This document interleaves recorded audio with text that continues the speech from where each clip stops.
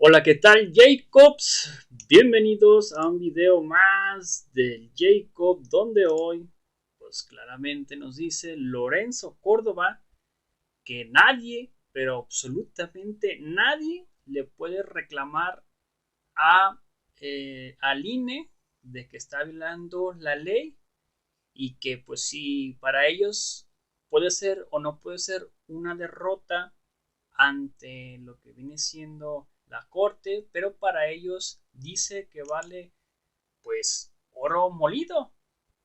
No entiendo por qué dice esto el Lorenzo Córdoba, pero pues veamos a ver de qué se trata y ahorita comentamos, ¿por qué no?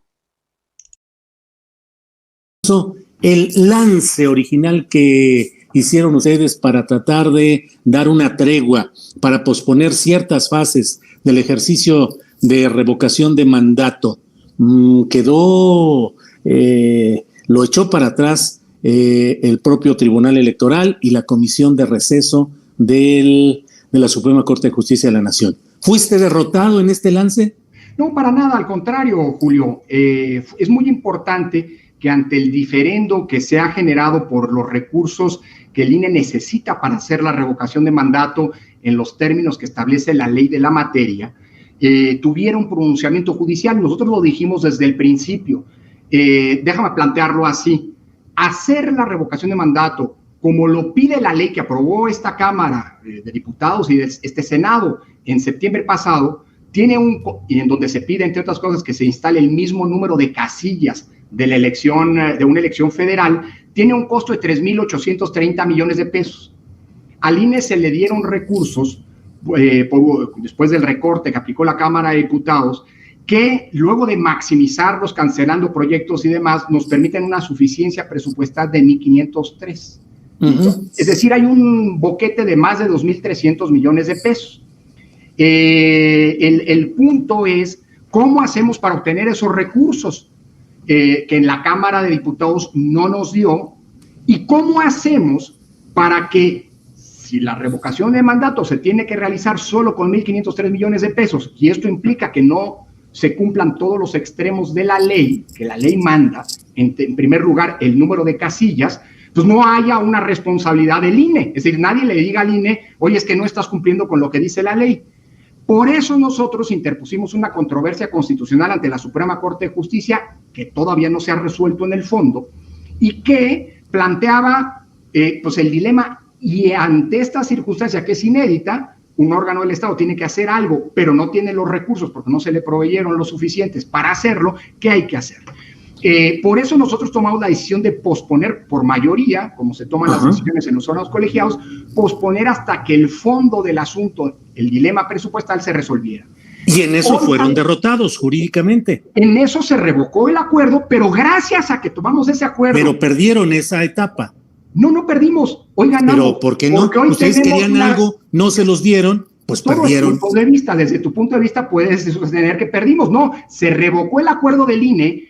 Pero no fue una revocación, no fue una revocación. Son dos planos, el procesal en el cual les dijeron que no procedía lo que ustedes habían planteado. Es que en el plano procesal, Julio, la palabra derrotar no existe. Entonces, perdieron. No, perder tampoco. Bueno, pero entonces querían algo, no lo consiguen. ¿Puedo explicar? Porque creo que es una importante derrota para ti, para el auditorio, entender el argumento.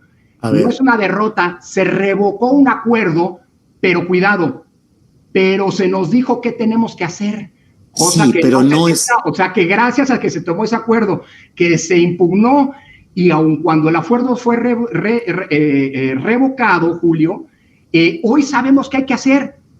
Y creo que pero eso lo sabían desde antes. No es cierto. Que era tener dinero, y ahora lo que les dice el Tribunal Electoral es que tienen, es que ustedes pueden volver a pedir dinero y que la Secretaría, sí. Espérame nomás tantito, y la Secretaría de Hacienda y Crédito Público tiene que responderles de manera fundada y motivada, pero les puede volver a decir que no. Cosa que no había hecho la Secretaría de Hacienda. Por eso digo que es un triunfo al final del día de claridad hacia dónde tenemos que caminar, Julio. Porque cuando le pedimos a Hacienda dinero para hacer la consulta popular el año pasado, Hacienda nos contestó con un oficio de un funcionario de segundo nivel: el gobierno tiene otras prioridades, háganle como quiera. Ya no nos va a poder contestar eso. ¿Qué nos dijo el Tribunal Electoral? Nos dijo, no puedes suspender los trabajos de la revocación de mandato. Si a alguien le hace feliz decir que se derrotó al INE, está bien, se derrotó al INE. Pero esta derrota vale oro para el INE. ¿Por qué? Porque hoy sabemos que con fundamento de una sentencia, primero, que tenemos que hacer un esfuerzo adicional para ver si logramos aumentar esa bolsa de 1.503 millones de pesos hoy disponible. Después de haber hecho ese esfuerzo adicional, que vamos a concretar en los próximos días, si sigue faltando dinero, y es con toda certeza te digo que va a seguir faltando dinero, vamos a poder pedirle a Hacienda. Hacienda no está obligada a dárnoslo. Nos puede decir, te doy el dinero que pides, te doy solo una parte o no te doy nada. Pero ahora la respuesta va a tener que ser fundada y motivada, no más un oficio como el que nos dieron el año pasado. Dicho lo cual, si no se nos provee los recursos, y esta es la gran virtud de que se hayan pronunciado los tribunales, Julio, el acuerdo de las dos ministras de la Comisión de Receso establece que 1.503 millones de pesos que hoy disponemos ya representa una viabilidad presupuestal para la revocación de mandato. Es decir, lo que nos están diciendo los tribunales es que si al final no hay más dinero, el INE va a tener que hacer la revocación de mandato con lo que tiene. Pero si no se cumplen los extremos que dice la ley, nadie va a poder reclamarle al INE de que estamos violando la misma. Es decir, si no se nos da más dinero, lo que va a acabar pasando es que el 10 de abril va a haber una revocación de mandato con menos casillas de las que hubo en la elección federal pasada. Y nadie le va a poder decir al INE que está violando la ley, porque el INE estuvo obligado a hacer una revocación con recursos que son insuficientes. A lo imposible nadie está obligado. Eso es lo que dicen las sentencias, y eso antes no se decía. Para decirlo en breve, nadie va a poder llevarnos ante tribunales o denunciarnos penalmente ahora que está tan de moda esta nueva práctica, ¿no? Inédita, por cierto, porque no instalamos el mismo número de casillas. Al final del día, ¿quién ganó? La ciudadanía y la certeza. Y el INE trabaja con certeza que no teníamos antes, y hoy gracias a estas sentencias se tienen. Si quieres decir que es una derrota, digan que es una derrota. Para nosotros es un elemento fundamental porque había dos disyuntivas. O se hacía la revocación como lo pide la ley, pero para eso falta dinero, o se hace con el dinero que se tiene, pero nadie puede pretender que se cumpla con lo que dice la ley. Lorenzo, ¿y eso no te lleva a reconsiderar tu estancia como presidente del INE? El hecho de que en esta serie de garigoleos jurídicos finalmente no se vaya a cumplir realmente con el delicado proceso que podría llevar a cambiar, a revocar, a tumbar la pieza fundamental del presidencialismo mexicano, es decir, al titular del Poder Ejecutivo. ¿No te parece que toda esta serie de cosas han ido demasiado lejos y que tu propia estancia en la presidencia del Consejo General del INE está resultando políticamente inviable o inadecuada? De ninguna manera. Lo que se constató y que se va a acabar constatando si no se generan los recursos que el INE necesita para hacer la revocación de mandato, y coincido contigo que es delicadísima, hacer una revocación de mandato sin todos los extremos, sin todos los requisitos que pide la ley, es algo muy grave, pero no es culpa del INE ni de sus integrantes, Julio. Es culpa de aquellos órganos, hoy por lo pronto la Cámara de Diputados, y si Hacienda no genera los recursos suficientes, también del Ejecutivo, que no se dieron las condiciones necesarias para que un asunto tan delicado como la revocación de mandato se lleve a cabo como debería llevarse a cabo idealmente. Así que nadie podrá decir, y menos después de estas resoluciones judiciales, que son venturosas. Qué bueno que se judicializó el asunto. Claro que son venturosas, porque hoy queda claridad que si el 10 de junio no se hace la revocación de mandato como lo pide la ley, no es culpa del INE, sino de otros órganos que no le proveyeron al INE las suficiencias y los requisitos para poder hacerlo como lo mandata la ley. Y eso debería llevarnos a pensar si eso es positivo en el futuro. Yo creo Citando a un clásico, ¿te cayó como anillo al dedo esa resolución?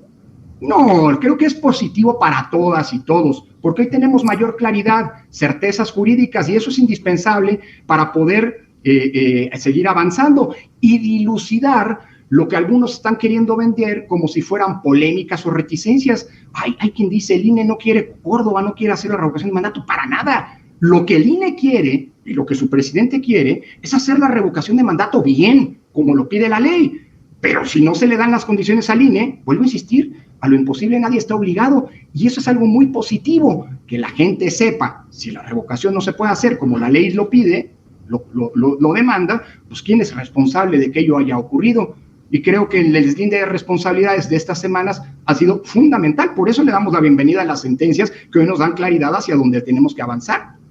Lorenzo, hay un segmento de la sociedad mexicana que mantiene una crítica muy dura contra ti, contra Ciro Murayama y contra un segmento de los consejeros a quienes se acusa pues de una serie de cosas, entre otras de ser obstáculo a la democracia y de no entender los nuevos tiempos políticos.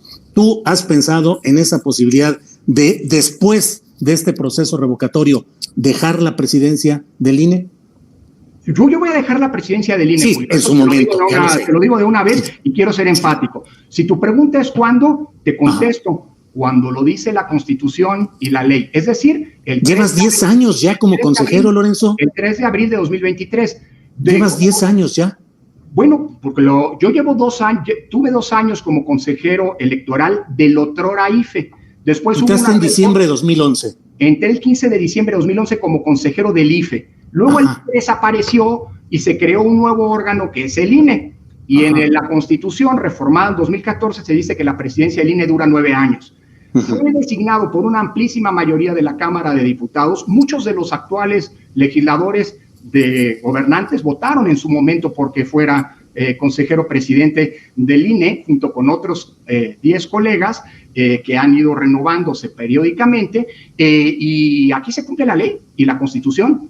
10 años no son muchos tuyos en esta postura, ¿no? Sí, son muchos. Por eso el 3 de abril de 2023 voy a ya terminar el mandato y el 4 de abril, Julio, me vas a poder encontrar en mi cubículo de la UNAM, donde voy a volver. Por eso está bien que no sea más de lo que los periodos constitucionales, los cargos, que no se extiendan más allá de lo que establecen los periodos constitucionales.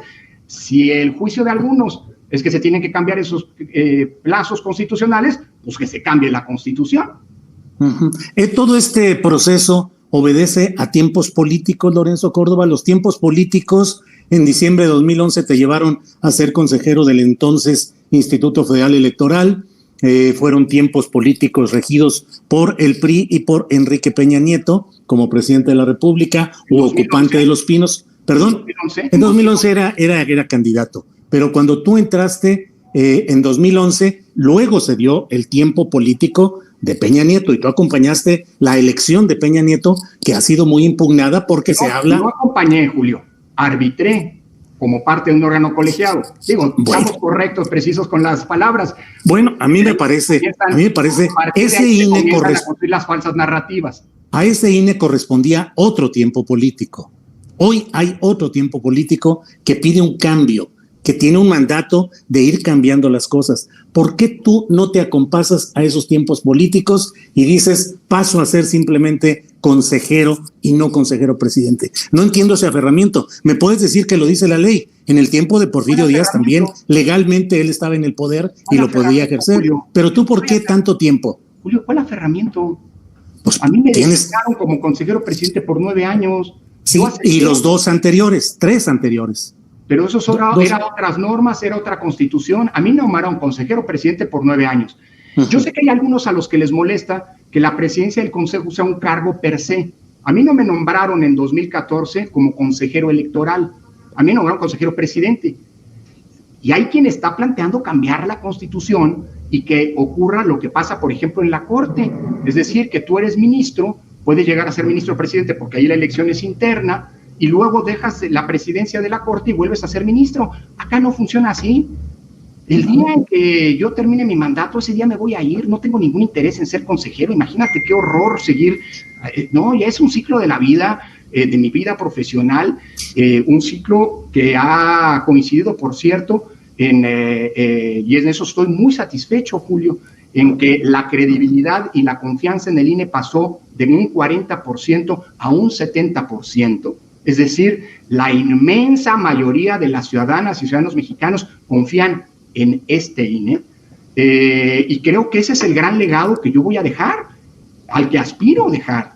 Es decir, un INE más fortalecido, con mayor confianza, y que siga siendo, como ha sido hasta ahora, el garante de que la voluntad ciudadana se respete en las urnas, que haya propiciado el mayor índice de alternancia de la historia política del país, con independencia de que el principal beneficiario de esa alternancia pues, le resulte incómodo, no el INE. El INE por definición es incómodo.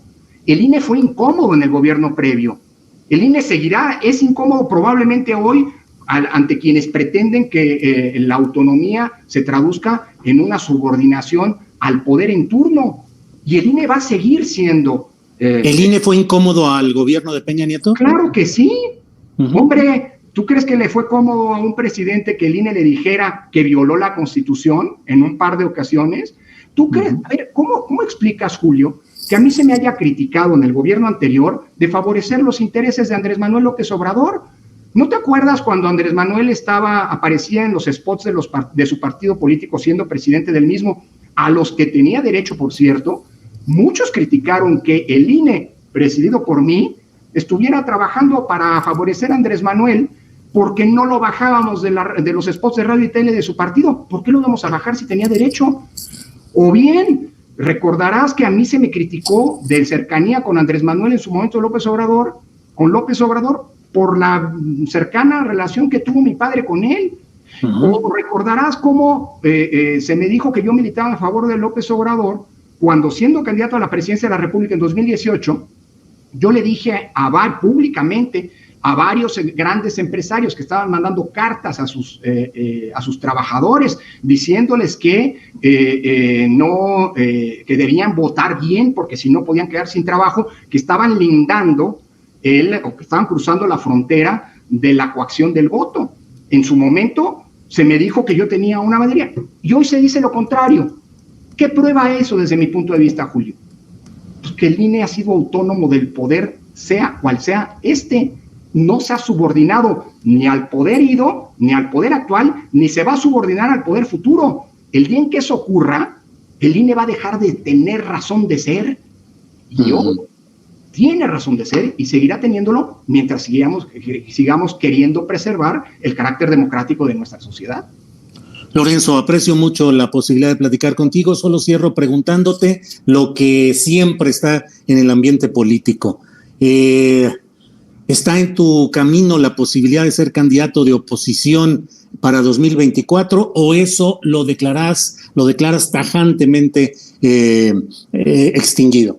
A ver, no extinguido, se extingue algo que existió, jamás ha estado en mi es una posibilidad, como cualquier ciudadano. Bueno, también ser astronauta, y créeme, no voy a ir nunca. No, pero la Constitución no te faculta para ser astronauta, y sí te faculta para ser. La Constitución no te faculta para ser astronauta. No, pero no lo impide. Así que si quisiera ser astronauta, tendría que estudiar para ser astronauta. Si quisiera ser candidato, tendría que dedicarme a la política, y nunca me he dedicado a la política. Arbitro la política, que es una cosa bien distinta. Julio, no le demos vueltas ni andemos alimentando las especulaciones. Lo he dicho con mucha claridad y aprovecho este espacio privilegiado y además te agradezco que me lo preguntes para poder ser enfático. No me interesa, no lo voy a hacer.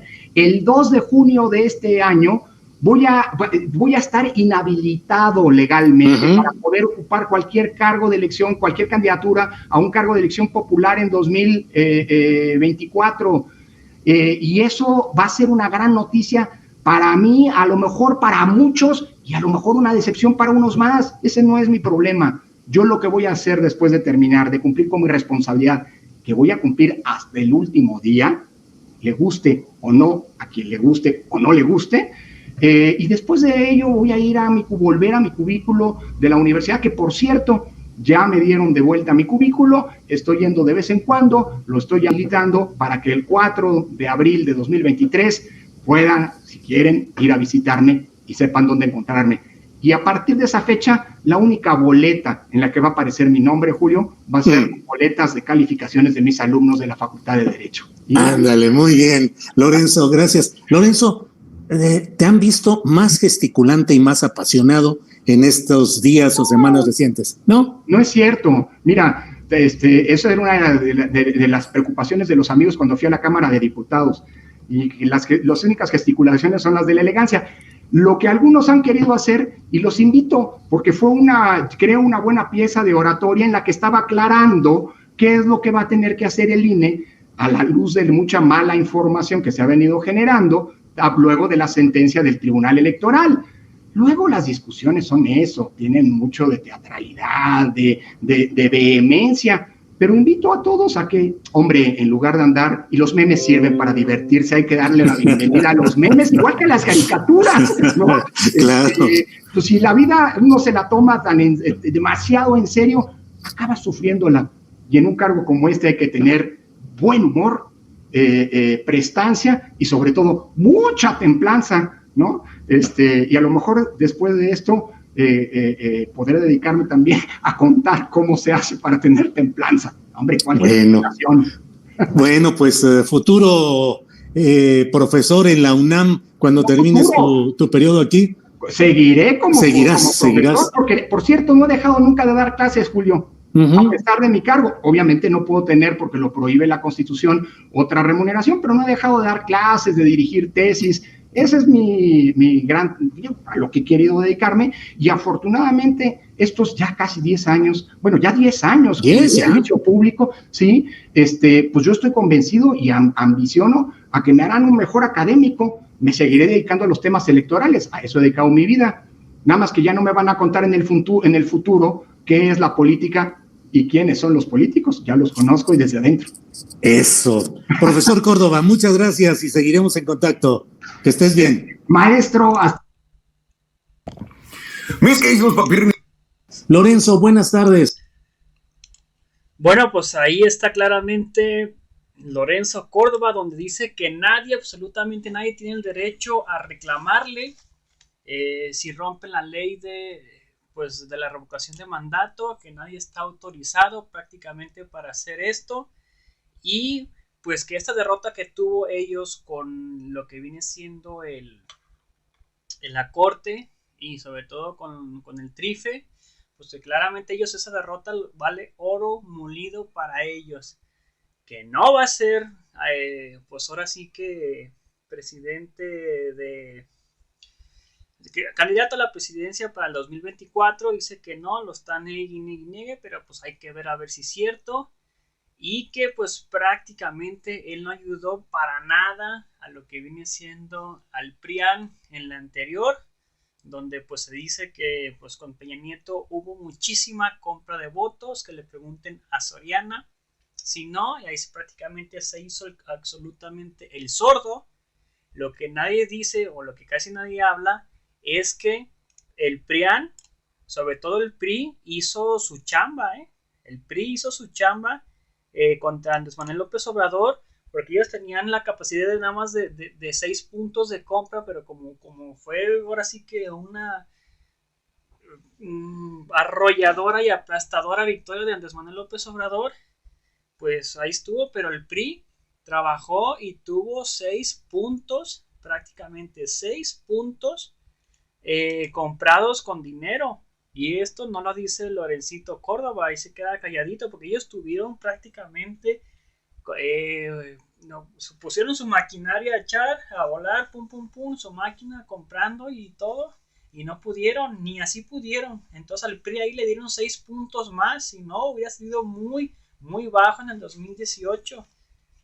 Y pues es lo que nadie se atreve a contar, pero pues así prácticamente fue en la victoria del 2018 de AMLO el Magnífico, donde si AMLO el Magnífico hubiera sido como disque la de Calderón, que iban con poco ventaja a AMLO. Si por ejemplo AMLO se hubiera ido con ventaja de unos 3-4 puntos, el PRI otra vez hubiera hecho sus dagas y se hubiera quedado prácticamente otra vez el PRI en el poder, porque pues prácticamente trabajaron con estos 6 puntos a favor, pero no contaban con la astucia del pueblo de que fue aplastante y no pudieron hacer absolutamente nada y les llevó 15 puntos de ventaja.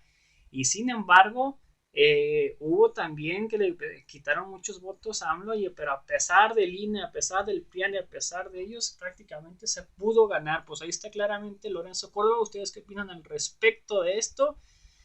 Vamos a darle voz al pueblo. Isabel OEG, saludos. Verdelivo, si no puedes honestamente con el paquete, nadie te quiere porque no te sales inútil. Me imagino que es a Lorenzo Córdoba. Francisco Solís, no confío en el INE. Fred Mendoza, yo no confío en el INE. Isabel, al parecer, dice que tampoco, que está ciego el árbitro. Oscar Treviño, no seas hablador, si todos los ciudadanos te queremos porque te echaron al bote, bola de ratas, es una guarida de ratas. Gonzalo Sandoval, yo no confío en el INE. Amaya Hernández, lárgate a tu cubículo mezquino, dice prácticamente Amaya. Saludos. Bueno, amigos, por favor denle like a la página, denle like al video, coméntenlo y compártanlo para que mucho más personas nos vean. Así que los invito a ver nuestro próximo video. Hasta pronto, bye, gracias a la audiencia por estar aquí. Nos vemos en la próxima. Hasta luego, bye, suscríbanse.